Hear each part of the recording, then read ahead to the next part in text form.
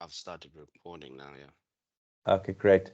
Ah, Wimpy, you I was one. We actually joked to say if you're going to be here to remind us on the recording. So you're a star. Thank you. Gerard, Okay, thank you. Over so to you. thank you. Good morning, everybody. Some of you might have heard this morning that I said to Mark, this is a fairly boring base to work from because it's a document and we don't really deal with all the interesting stuff. But let's quickly look at the introduction. So firstly, we usually have introductions and welcome. We've done the Menti and we'll do the introductions just now. Then I will look at what are the expected outcomes and brief overview. So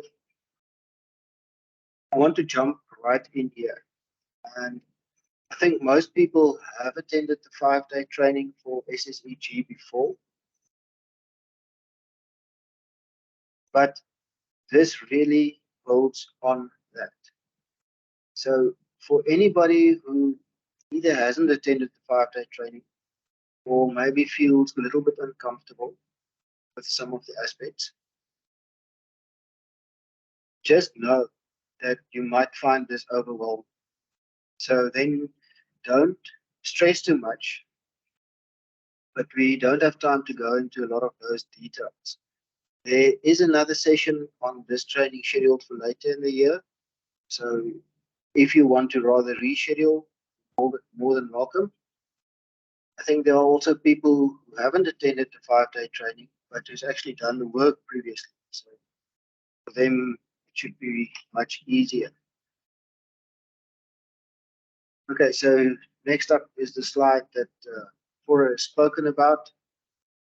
And Mark, I don't know, should we start with ourselves or with GIZ?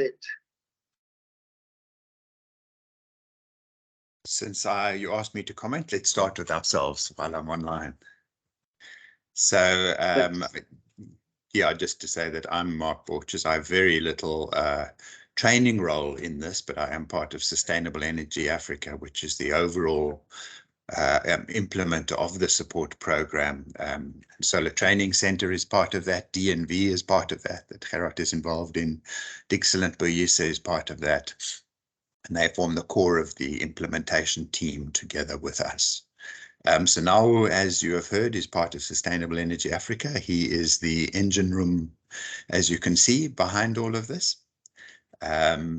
So yeah, I think that's it from Sustainable Energy Africa side. Maybe we could now go over to GIZ, and I don't know if Salga is here. But GIZ, I know there are some representatives. Would you quickly like to give and introduce yourselves? Okay. My name is Basetsana Molesiane. I'm from GIZ. I believe I'm with my colleague Tammy. We have our head of component, Philip Vanishek, but he couldn't join in. And yeah, I will give it over to Tammy. Good morning, everyone. Thank you very much, Basetsana. I'm Tammy Mote. I'm a technical advisor at GIZ, fully seconded at SALGA. I'm also here with Dr. Silas. Thank you very much.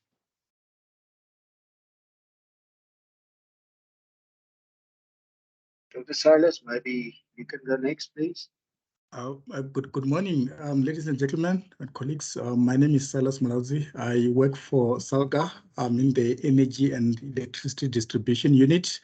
We are glad to see colleagues from different municipalities as well as presenters being part of this training. And yeah, we look forward to it. And yes, this is our role in terms of SALGA is more on the facilitation as part of the implementation of the Energy Summit resolutions of 2018. Thank you very much and enjoy the training. Thank you. Then you have met Fora already from the Solar Training Center. Myself with DNV, I'm Gerard Botha. So I've been part of this program as well for many years, and I think all of us learn as we go along, especially as we get the questions, because then we can understand where people get stuck. And Excellent isn't directly involved with this training, but definitely the related training. Maybe I should just say, if I missed it, Mark, GIZ, of course, is the funders for this program. Any other comments for Mark? I'm good. Thanks, Gerard. Yeah, same here. Thank you. Thank you very much. So let's look at the expected outcomes. And I think this is pretty straightforward. The idea is that once you completed this training, that you would have a sense of comfort, at least to process and approve applications larger than 1 megawatt. Now, if somebody asks me what is different, because this the 5-day training, that's for small scale embedded generation, less than 1 megawatt, I almost want to say there's very little difference. The bigger things are that you actually do need to do a grid impact study, and that grid code compliance becomes more of an issue. We then started with this guideline that I think has been shared with everybody, and it's very interesting to see the amount of detailed things that do pop up. That, the smaller generators, it's a little bit easier just to let things flow. But with these large ones, there's a little bit more attention to detail that's required. So in order to hopefully help you, that you have that sense that you can do this, we'll talk about the application form. We do not really talk about a lot of detail about the simulation results, because that is a course, it's 2 courses that Excellent presents. How to do the grid impact studies is an intro course, and then a more detailed course, and how to evaluate those results. Then we do look at the quotations that you issue to the customers, talk about the design that's required, refer the customer to appropriate standards, what contracting is required. And one of the things that do jump out a little bit is this power quality that once again takes a little bit more than what the average municipality is used to. What is your role in terms of commissioning and sign-off? And very specifically, the grid code compliance. Now, we have planned a Q&A session at the end of every day. I think Forrest also said, type your questions in the chat function, and then we will address them as we can. I might not always see them, but somebody will highlight if there's an urgent question. All right. So yes, from my side, thank you.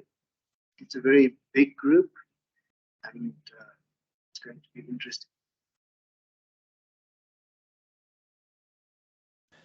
Gerard, if I may just interject there quickly. I just want to... Gerard, are you there?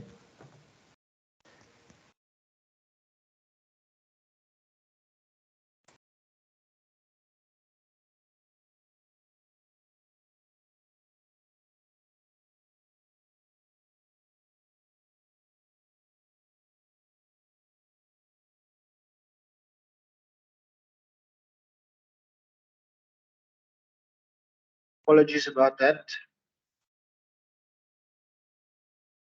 But let's look at some of the context. I think everybody knows of the Schedule 2 amendments, but the really pressing issue is, in the first place, shedding, which is once again at stage 5 and 6. I think that's definitely a problem for each and every customer, and that definitely drives more people to want renewable energy, although this document is obviously not solely for renewable energy, it is that you can deal with any type of generator.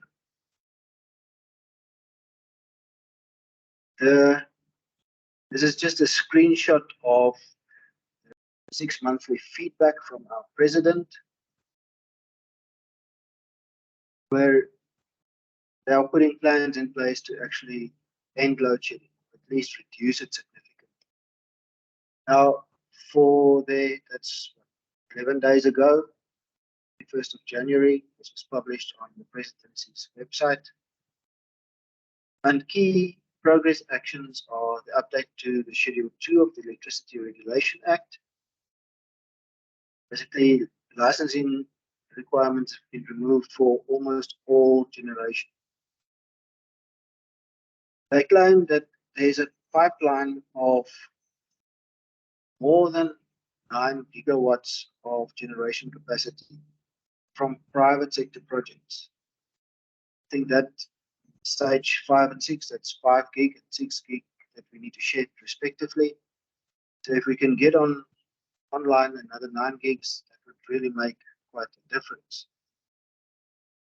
They've also cut the red tape with environmental impact assessments and things like that. Mark will talk about that a little bit later. And they've also increased the government bid windows, although there's nothing beyond bid window 6 at the moment, but there definitely seems to be plans for further bid windows to be published very soon. So from bid window 5 and 6, they already have, I think, another 2.8 gig that has been signed on, so they've gone through to the next stages. And yeah, they have almost 15 gig in the ministerial determination planned coming up. Let's just look at what we will cover. Once again, it's approving applications larger than 1 megawatt. And what are those steps? Guideline is really trying to give us step by step. Sometimes I'm going to focus on what are the differences from the smaller ones, which everybody should know. Okay, so there's applications, evaluation, quotations, contracting, design, construction, commissioning, sign-off. But what we don't do is, firstly, we don't again look at the smaller than 1 megawatt cases. We are not going to look at details of the simulations.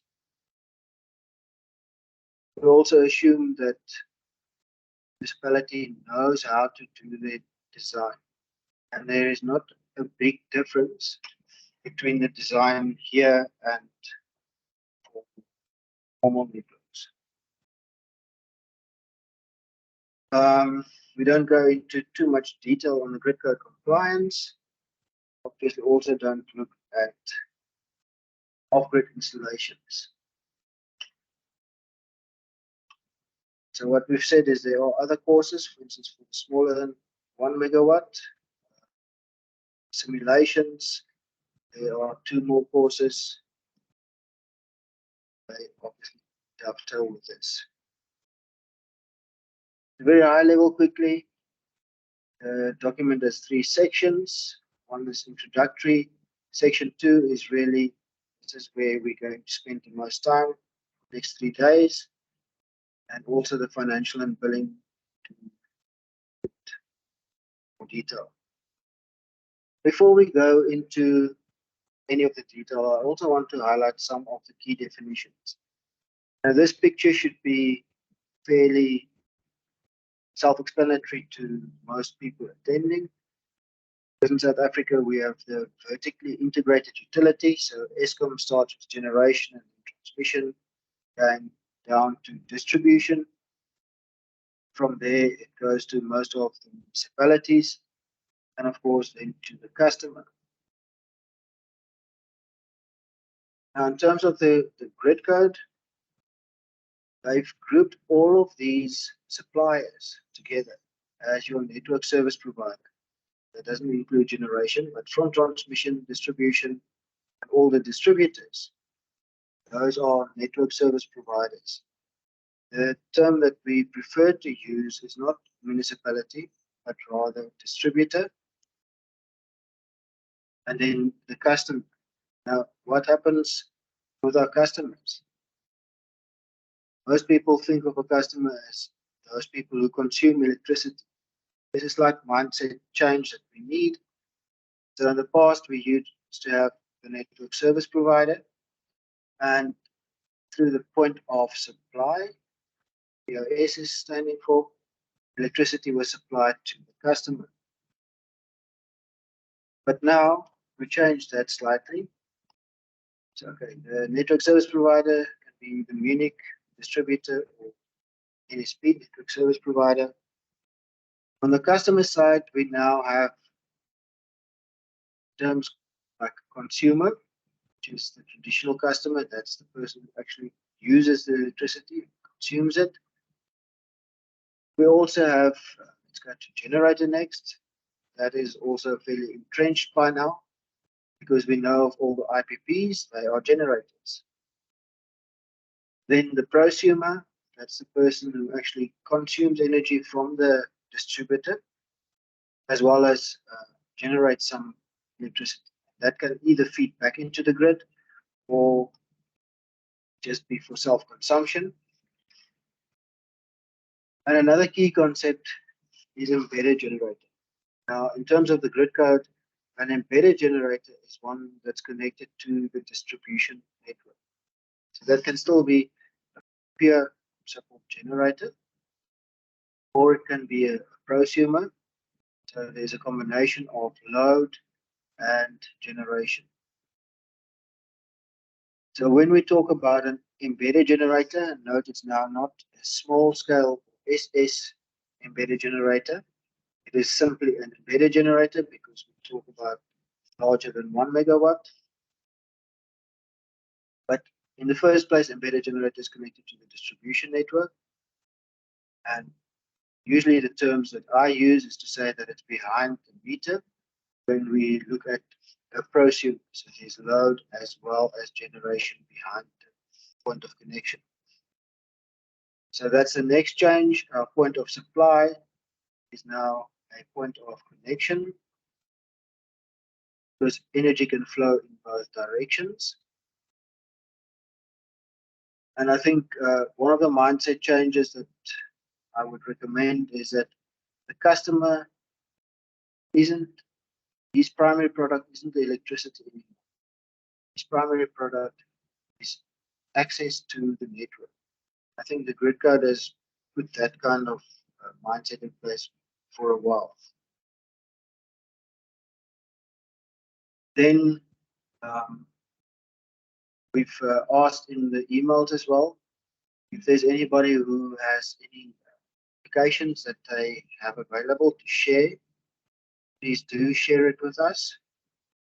If you've got any specific questions, especially as we go through, try to work through that as well parallel, so that you can see where your questions remain. Then at some point, we can take those questions and say, well, this is how we, from our side, think it should be handled. Here is the answer actually already in the document, or we can learn from customers of other municipalities who's already got the experience. And that's the overview. Any urgent questions or comments at this stage?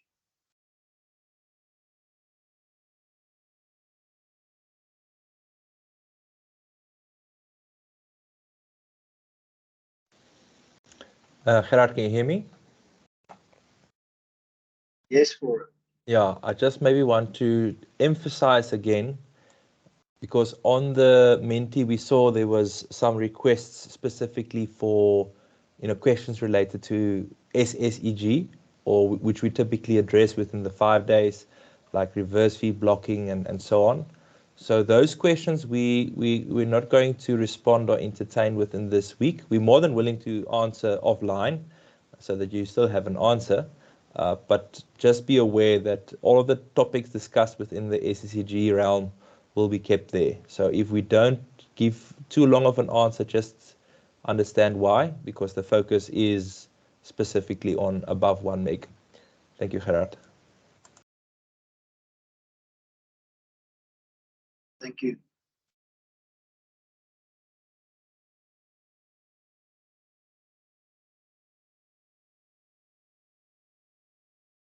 Yes. So before we can have a coffee break, let's just look at the regulatory framework. And I think most people have a fair idea. But